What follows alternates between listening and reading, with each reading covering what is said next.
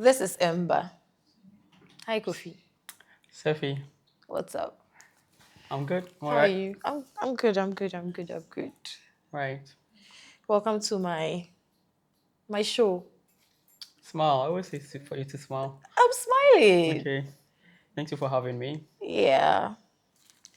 So we've had a discussion prior to this, and I think you're quite big on people living fully.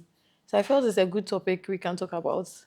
hmm What does living fully means to you? Well, before that, why Ember? Why do you call this podcast Ember? We had a previous one, Yeah. and then you went on a long break, Yeah. and then you started a new one, Yeah. and then you are rebranding to Ember. What's that? So ember for me, signifies a light, like a spark that's about to catch a flame. So I just feel like there was a time where I had to take a break because I was overwhelmed with so many things. And I felt I needed to come back. So this is more like a spark to the beginning of greater things. Of course, if you take a break from something and you're coming back, you expect it to be bigger and better. So I'm just lighting that up. So it's just a spark that is about to catch a flame for it to be bigger and all that. And I personally, I'm big on, growing and all that. So I believe that this is an avenue for, all of us to learn. So we are sparking things in people. We are sparking, the fire in people so that they can grow and become like a big flame. I don't know if that makes sense to you. Makes sense. Yeah. Happy to Yeah. add to the flame Yeah, yeah, as yeah, we yeah, start yeah, the yeah, yeah. Ember. Right. We Good need your one. spark. Yeah. Lovely. Well done. Again, well done for starting because we had so much conversations around what more you want to do Yeah. and not just going through the motions of life. And this has been something that is dear to your heart. You wanted to start. So Yeah. well done. Some of us have been talking about podcasts forever. We never did. So nice to be on yours. Hopefully Tag along. we spark the flame. Absolutely. Yeah, Good yeah, one. yeah. So what does living fully means to you? I don't know. Well, I tend to be big on living fully. Um, Almost like extracting all of the juice out of life. Because when you take the orange, there's chaff, there's everything, and there's juice inside of it. So I think living fully really is when people understand the reality of the world we live in now, and also define what their priority is. And so you understand what the world is now. Let's say that's point A. What your values and your priorities are. That's point B, where you want to go to. And then in between A and B, there's a whole journey. Yeah. And so the whole journey for me, living fully is about enjoying that journey from point A to point B, Right. and extracting all the value that you can get from there.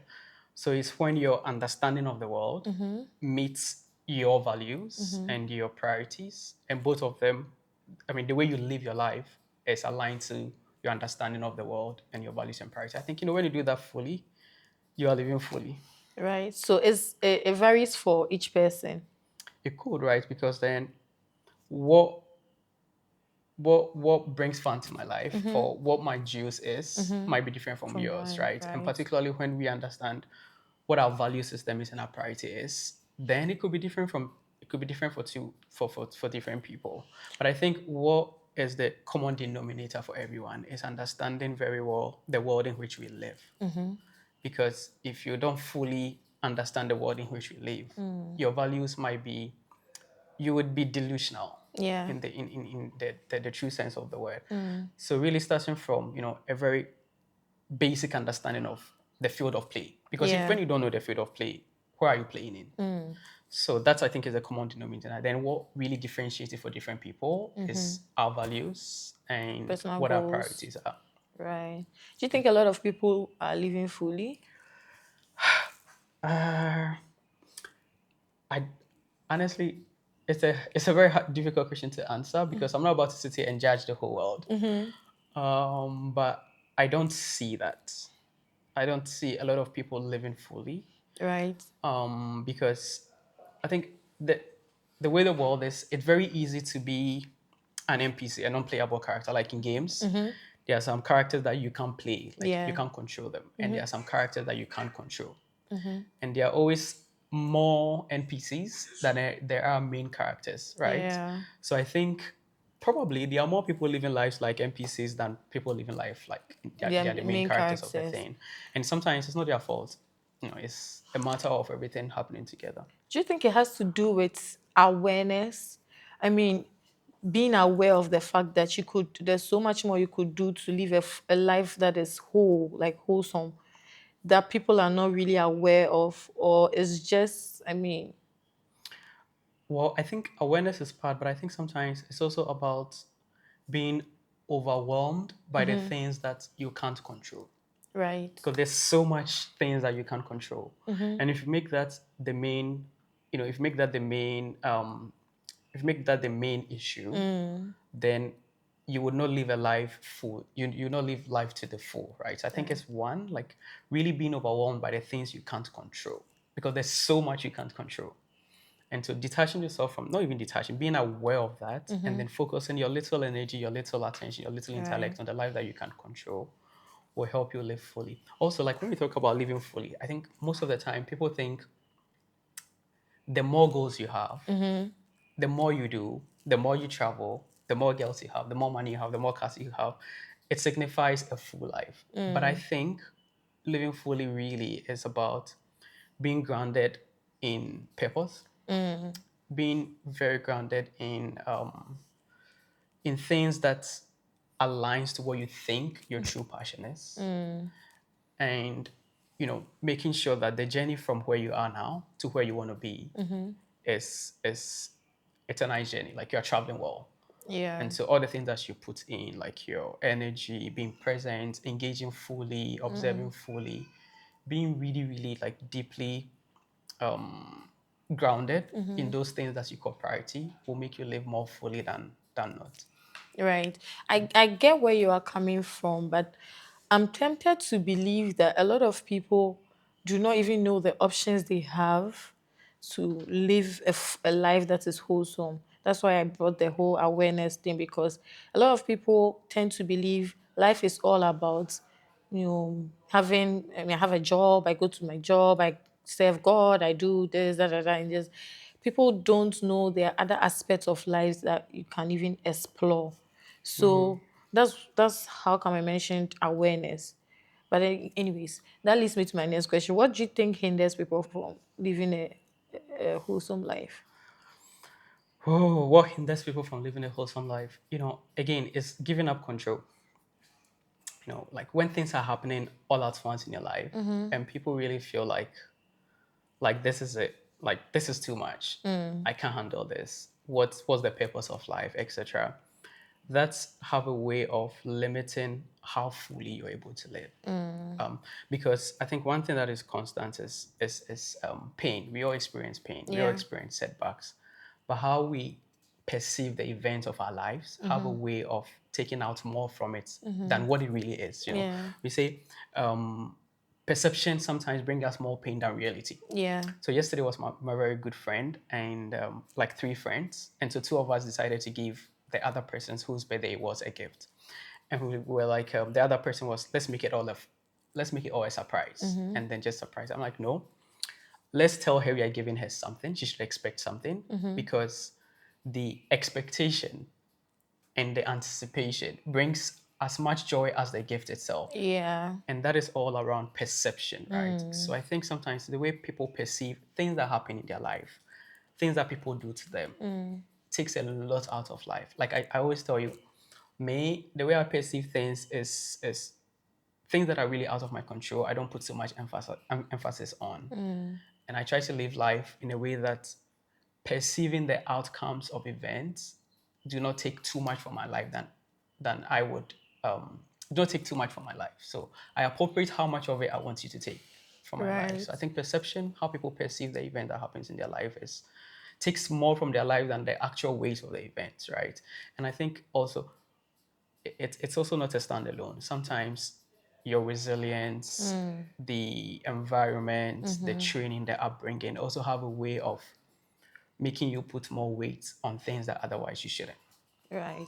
I like the fact that you talked about perception, because I watched, I saw a post somewhere that the guy was speaking about the fact that when you have something doing and you keep talking about it, you tend to get the joy, the excitement that comes to talking about the whole thing. Right. You tend to get that joy. If care is not taken, the probability of you doing it will be very low because Absolutely. the feeling you get from telling people, oh, I'm going to start a podcast, I'm Yeah. going to do this. If you don't put in the deliberate effort to make sure you do it, Yeah. because you get everybody's excited, yeah, I'm looking forward to it. You get that adrenaline, gives you that kind of joy that Right. if you don't take time, you may not end up doing it. So I like the I fact think I that read something around that too, that if you have a goal mm-hmm. or you have a target or whatever, and you tell more people about it, the the likelihood, process of you telling them is giving you back your your dopamine cycle. You already have a right? dopamine hit from telling them, Mm-hmm. like, oh, I think that's incredible. Then you're already excited about the goal, but you Mm-hmm. actually haven't done it. Yeah. And that has a way of taking out the joy of when it finally happens. That's why people will typically advise that if you have something incredible happening, if you have a future goal, etc., keep it to yourself. Yeah. Because then the more you let it out, the more you give positive feedback, and it probably can hinder how much more you're able to do. So I Right. sort of, I think I resonate with that. Yeah. Do you think associations play a role in living a full See, I wasn't life? even going to let you finish because I know that the overall quality of your life is very much tied to the depth of your network, Right. your relationships. Because we all know we are never created to be loners. We are intrinsically social beings. And so the connections that you have, your network, etc., have a really big role in how fulfilled you are. Actually, it's one very big indicators of the joy that we have from life. When you have, they even say if you have good news or bad news, particularly say good news, and you have someone to share it with, that has a way of times two in, times three in, times four in, times 10ish the experience of that joy that you have. Like if something good happens to you, promotion at work or something you've been really wanting to have, you get it, and there's nobody to share with. What's the What's the point, right? point?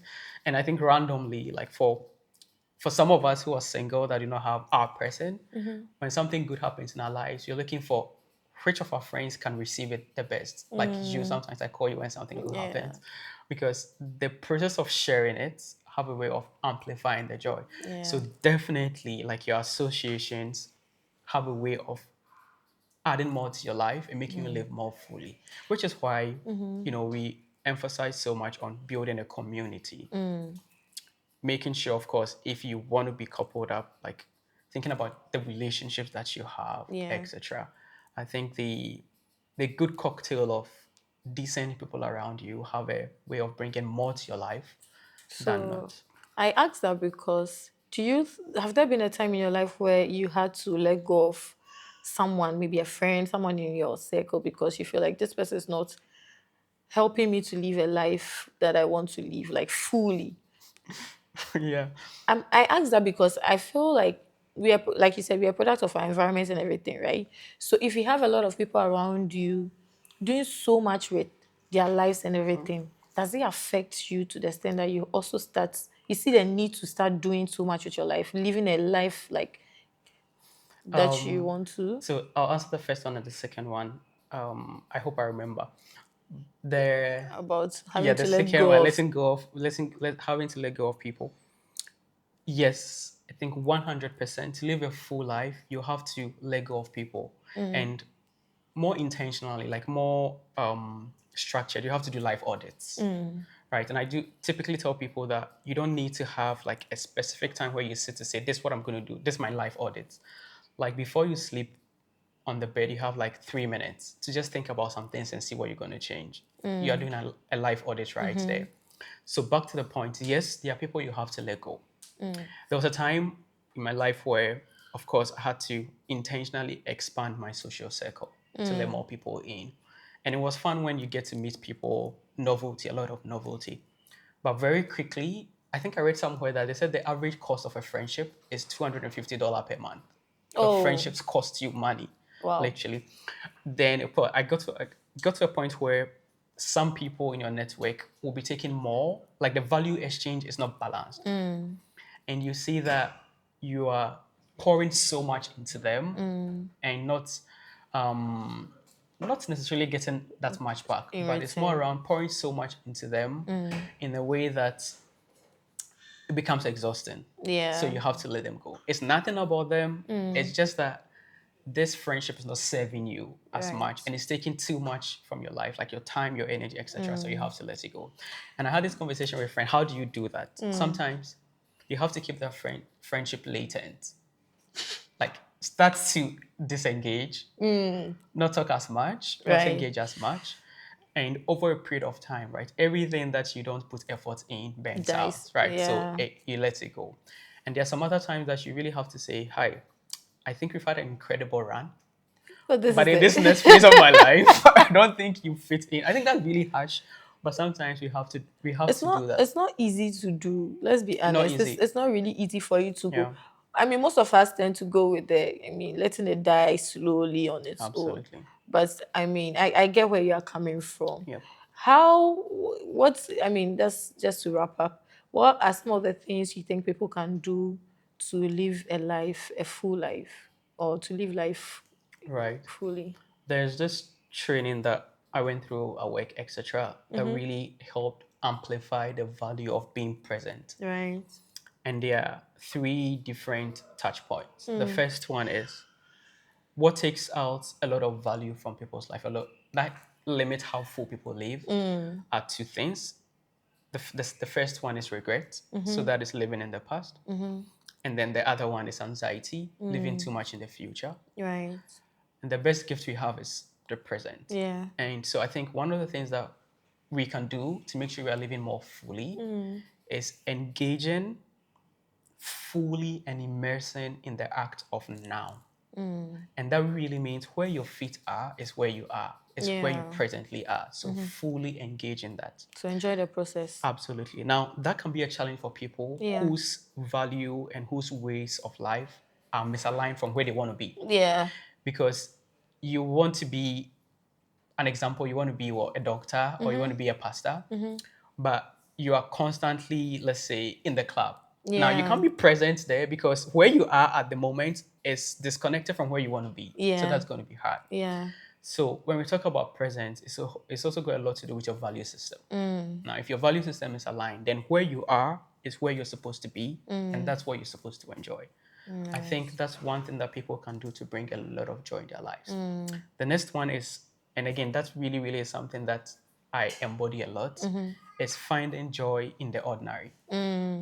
So the Because slightest things. absolutely, there are more ordinary things in life than there are monumental stuff. Yeah. So you have to find a way of enjoying the ordinary. And me, Yeah. like the slightest things make me happy, Happy. like Yeah. warm jollof or a clean room, or I don't know, you feel your full your car's tank to the full. Like a lot of mundane things happen in life that we have to find a way of extracting And as we don't pay much joy attention from. to such stuff Absolutely, because we feel like, okay, this is a regular thing and all that. absolutely, The mere absolutely. fact that you are satisfied should give you joy. It I is tend honestly, to be happy when I'm very it satisfied, or is, it when is I do something true. Oh, yeah, I did this. Oh, I absolutely, want something new. And I mean, somebody, I like your shirt. Yes, it's new. It gives me absolutely. joy.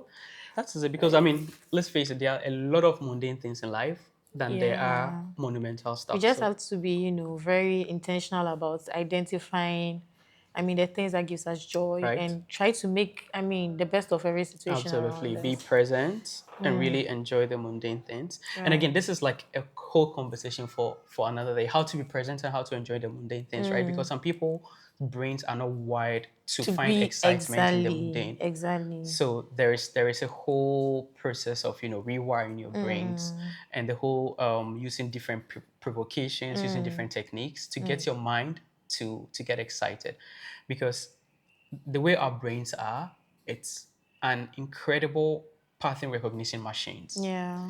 It sees 1 plus 1 and it right away says 2. Now this Yeah. helps us live more easily. So if you don't rewire your brain to find novelty in the ordinary, you would never have Yeah, that you because your brain never. will be working against you. Yeah. So there's a whole technique to do that, which I think people should start to dive into that, delve into that, and really understand, how do I find joy in the mundane? And Yeah. again, I mean, I tell people, we're all gonna die anyway. It's like, That's one of my motivation. yeah, The that's people you are scared of talking about you, you're remember all that gonna die. you and those people all die one day. So do whatever Absolutely. I want to do. I asked a friend, do you know anybody who is legit 200 years old? And another question, like, who was the richest man in the 90s? or even in the 80s. Remember the person. Nobody even remembers. So just live your life. Shall we live your life? Awesome, awesome, awesome. I have some quick fire questions for you Let's that go. we'll use to wrap up. Let me get my questions and then Right. right. Let's go. Okay. So tea or coffee? I get to see. No. Tea or coffee? I'm a Quick, tea quick, person. quick, I have quick, so quick. much tea in my room. Early bird or night owl? Ah, night owl. Stability or growth? Growth. Books or podcasts? Podcast. Following passion or following opportunity? Follow opportunity. Don't follow passion. Sneakers or loafers? Sneakers. Dream job or dream lifestyle? Dream lifestyle. Who wants to work? I get dream lifestyle. Save or spend? Save. Yeah. Success or fulfillment? Fulfillment. City life or countryside? Countryside. Networking or building skills? Build skills. Cooking or ordering out? Cook. Yeah, Wow. cook. Consistency or intensity? Of course, consistency. Travel for growth or travel for leisure? Travel for both because there's growth in leisure sometimes. Right. I was particularly interested in that considering who I'm talking No, travel to. for both.